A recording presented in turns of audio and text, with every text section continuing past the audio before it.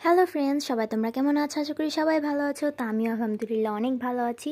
তো আজকে তোমাদের সাথে একটা সকালের ইয়াম্মি নাস্তার রেসিপি শেয়ার করব।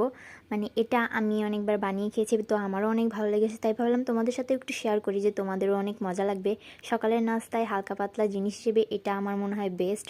এটা ছোটদের জন্য বা টিফিনের জন্য অনেক ভালো একটা জিনিস এবং এটা হেলদি হবে।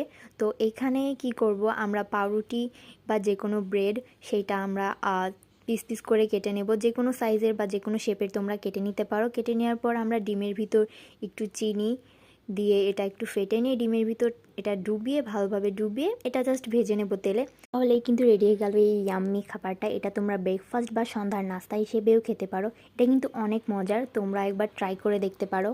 সকালবেলা যেহেতু ভারী কোনো খাবার খেতে ইচ্ছা করে না, তাই আমার মনে হয় সকালের জন্য এরকম হালকা পাতলা খাবারই বেস্ট হয়। তো এই হচ্ছে আমার রেডি হয়ে গেল ইয়াম্মি একটা রেসিপি। তো তোমাদের কাছে কেমন লাগলো অবশ্যই জানিও। এটা দেখো কতটা সফট, এটা খেতে কিন্তু অনেক মজার এবং মিষ্টি মিষ্টি। তো সবাইকে বাই বাই।